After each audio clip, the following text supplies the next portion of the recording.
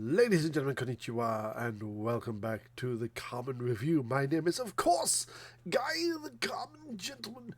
Hello, hello, hello, and welcome to a wonderful deck building, city management, roguelike type of game by the name of 9Kings. This is a wonderful game that came out on the 25th of May by the company Sad Socket. Almost forgot the name there, I apologize. And this is a wonderful like I said, deck building mod, this game, and it's really, really fun to play. So let's skip the preamble. Let's jump straight into this. So we're going to start a new run, and the whole idea of this game is you play as one of 9 kings, battling other kings and rebellions to more or less build up your kingdom to the point where it is the most victorious of them. And each king has very specific skills and playstyles. So we start off with the King of Nothing, the King of Spells, the King of Greed, the King of Blood, the King of Nature, the King of Stone, and the King of Progress, as well as 2 others that haven't been unlocked yet, though this one looks like there might be a dragon involved there. That would be really cool. And this one looks like an old man. Each king, more or less, like I said, has a different playstyle. For most of them, like the King of Nothing, the King of Spells, King of Greed, King of Blood, and somewhat to the King of Nature, it is very easy to more or less start off the game with it. The King of Stone, because of their deck specifically, they are very building heavy. Like they have very few units. They have a blister, they have a trapper, they have a flamethrower. That's more or less it. So like a lot of it relies on their capital building, their stronghold, because this allows you to summon towers every fight, which is kind of fun. We haven't unlocked the King of Progress yet because we need to unlock a lot more, level up a lot more plots, which takes a while.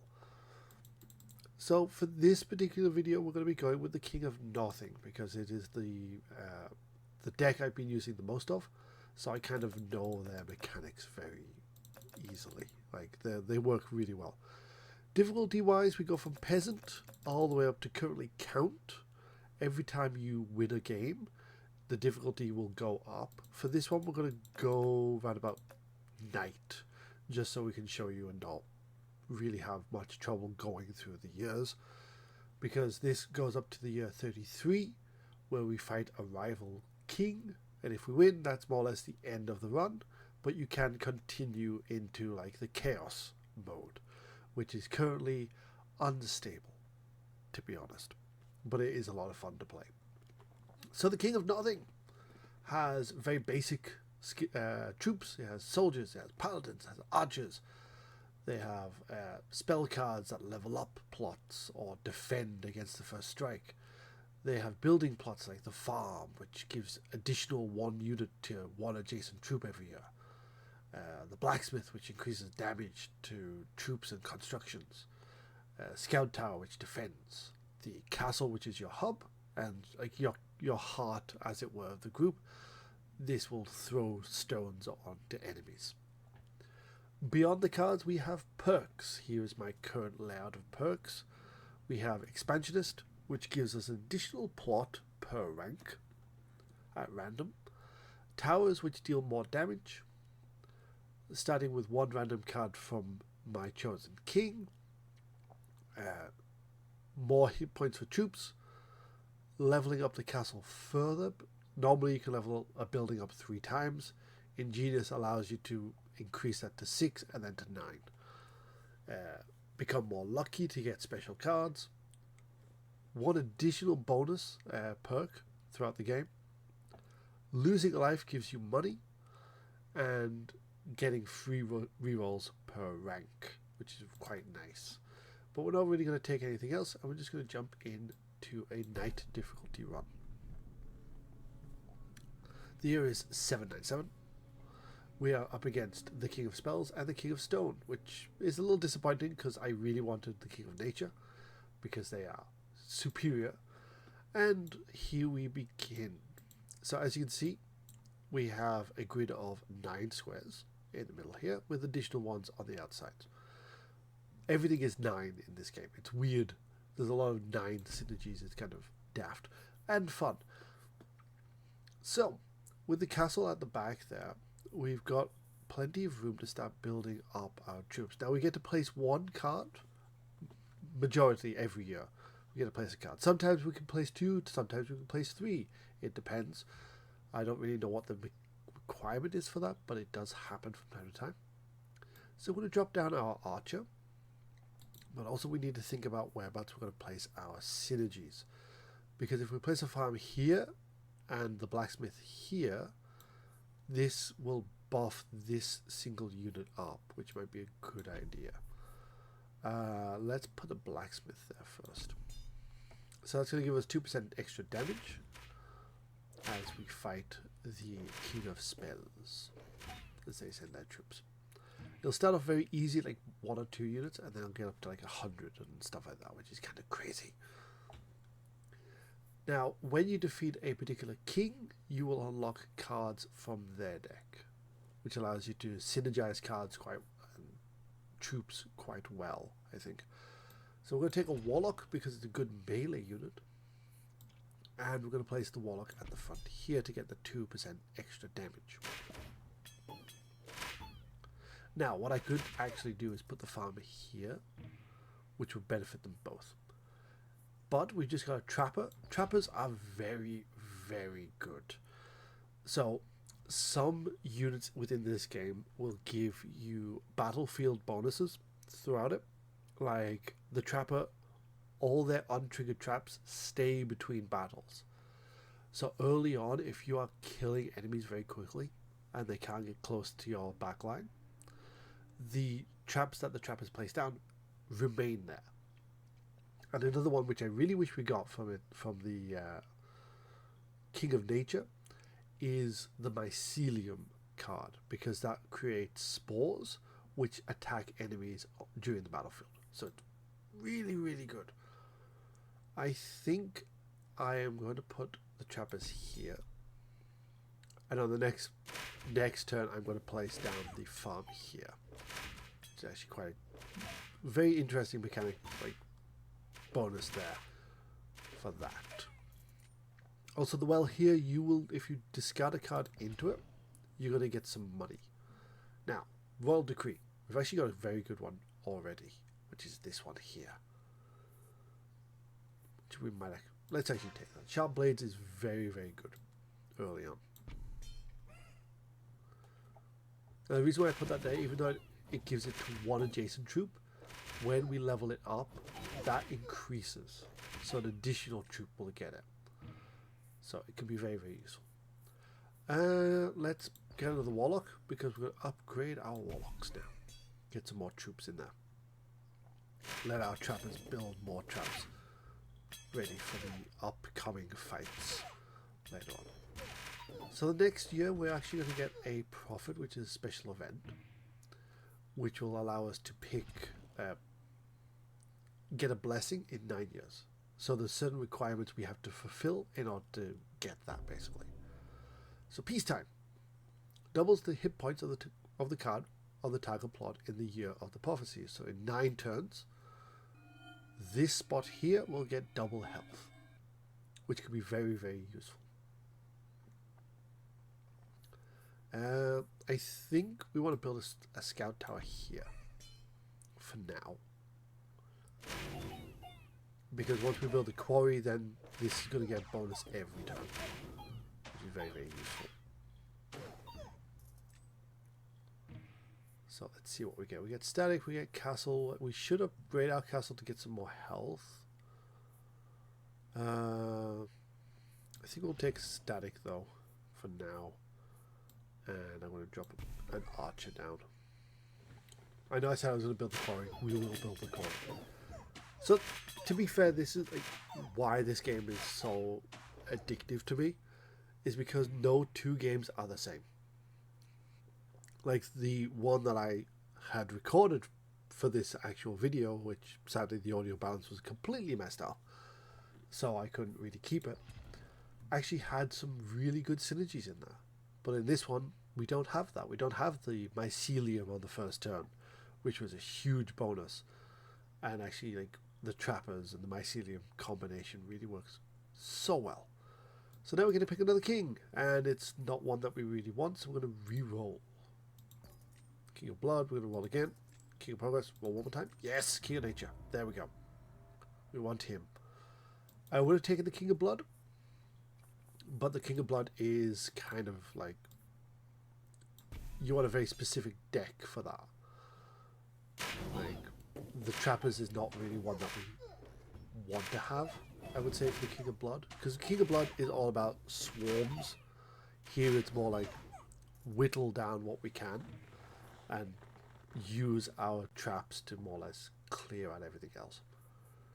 Now we're going to take a castle here because we're going to level that up. Get some more damage in there. So one of the kings that we have, so we currently have spells, stone, and nature. One of them will be our end boss in this game. And here we have the shop. The shop is very useful. We don't really have that much money, so we can't really buy anything, which is disappointing. But sometimes you'll get special cards in there, which is very, very useful to have. And we are close to peacetime, which is here. Getting the quarry increases both castle and scout tower damage, which is very, very, very useful. As you can see here, like, we've got a lot of traps ready for the enemy when they come. I think we're going to take a lot more ranged enemies at this point. We'll upgrade the scout tower first. Ooh, King of Nature. We might actually get the mycelium. If we get the mycelium, we're good for this run, I think. As long as we play it like right and we upgrade it as quick as possible. Ah, no mycelium. Can we reroll? Mycelium! There we go. It's usually, like, mycelium is my favorite card in this game. Like, if I can have it in my deck at any point, I will have it in my deck. We'll drop the mycelium back there. So basically, this will spawn enemies, funguses on the side, like this one here. And when they grow into big fungi, they're kind of nasty to deal with. What can we do? Can we give them poison, maybe?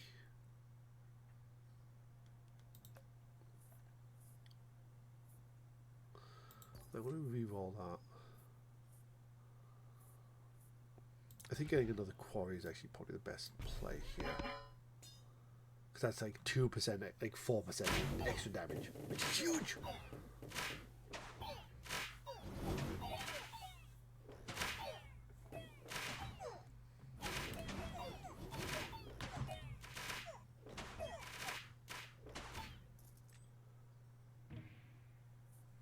So now is the question, because we're getting closer to... We have another policy to come into play. We really need to get a unit there, so I'm probably going to drop my wizard there. I think I'm going to just take another castle, you know. Now we could gamble here and get like 2 cards after every battle instead of 1, but we don't get to pick. More critical chance or double movement speed? I think we re-roll.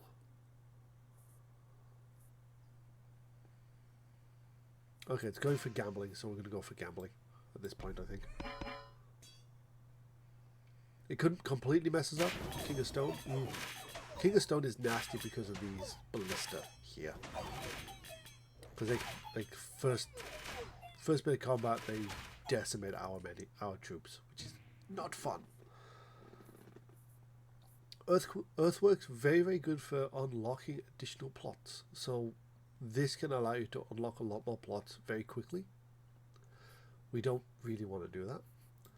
So I'm going to put on static on my archers. And then we're going to drop a wall maker on the back there. Just to give some extra defense.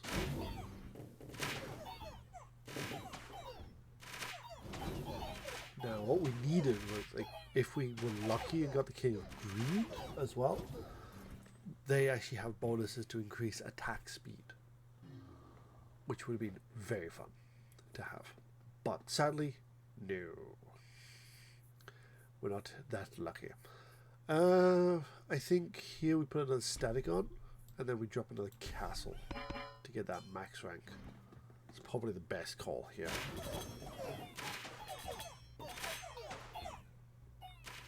Because like, when we're actually able to like really take out the King of Stone that quickly, it helps. Because you never really like being able to take out enemies quickly is very, very huge for later on. Now, hopefully we're going to get mycelium here, because I could do another upgrade for mycelium.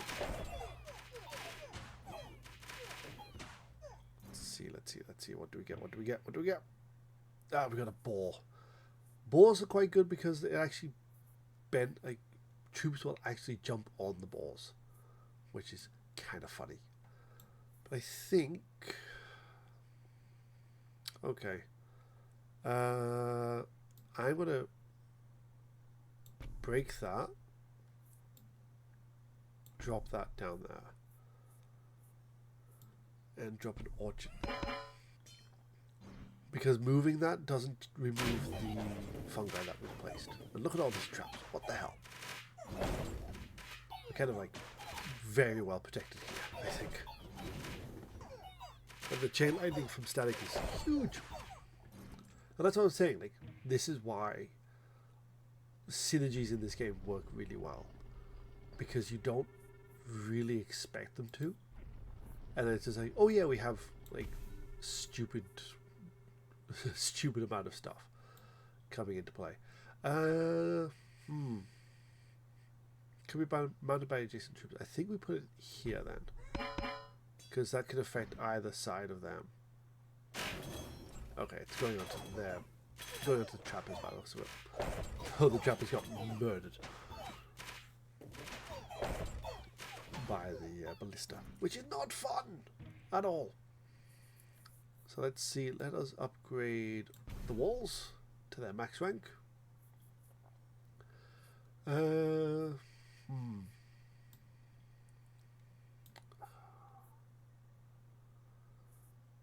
think I'm going to have to drop a library.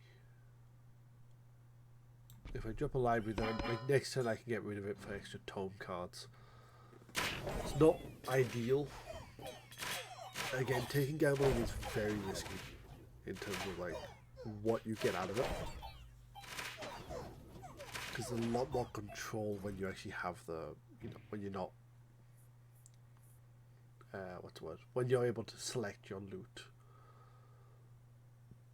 I think I'm going to take exploration just so we got more space. I'm going to destroy that. 3 procreate. What? Okay, that's huge. I want to do the procreates first. I do it on them and then do it on them. That's massive. Drop that on there. We get a turret. So now we should be good. Should be the optimal one. There.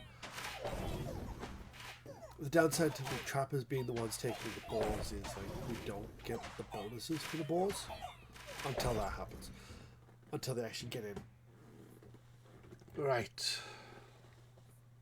I think another static on them is actually really good. I think putting a spire at the back to heal our troops is very useful. But again, like I said, this is more or less the gameplay loop. Right.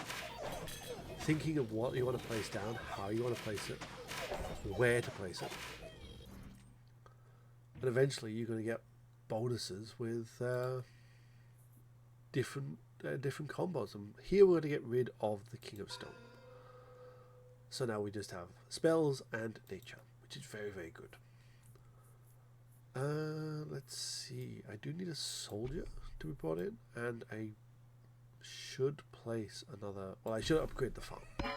Really, be the operative word there. I honestly believe that with the layout we've currently got, it doesn't really matter how our troops do. We have enough traps to deal with them, I think, at this point. We can do a shaman, I suppose, or we can just keep stacking static on them, because that's kind of funny. Yep, there we go. That'll do.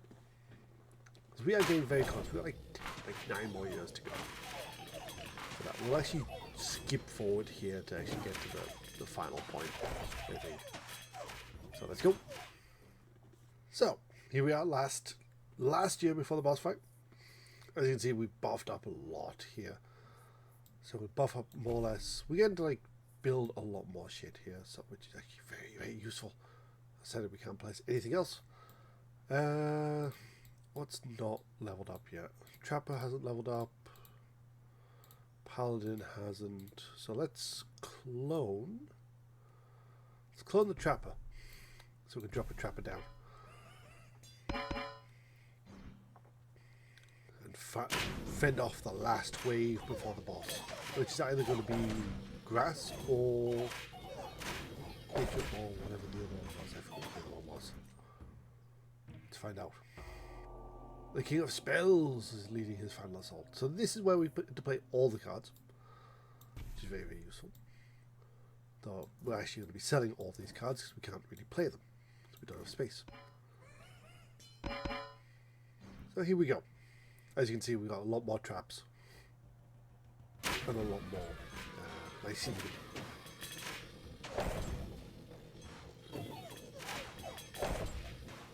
So these fights generally come down to like, it is attrition in the end,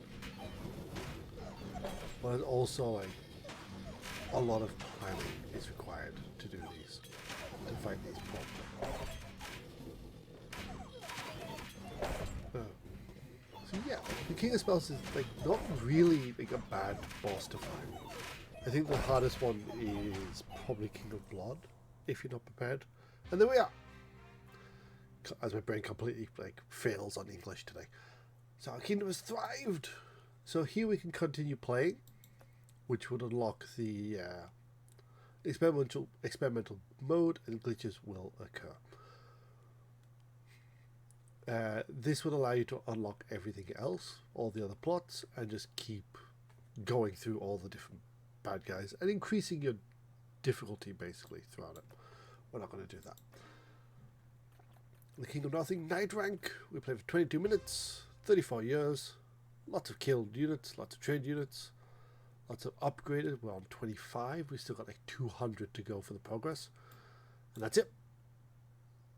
That is 9Kings, ladies and gentlemen. This is a lot of fun to play. It's currently on sale on Steam right now until the 7th of June. If this has piqued your interest, please do go check it out. It's a lot of fun. Really, really like nice few minute gameplay. You know, you don't really have to think too much about it. You just like, I'm going to build a deck. I'm going to do this. Blah, done. And find some really cool synergies. But until next time, folks, my name has been, of course, Guy the Kamen Gentleman. And I'll thank you all for watching. And I'll see you guys very soon. Till then, take care. Bye for now.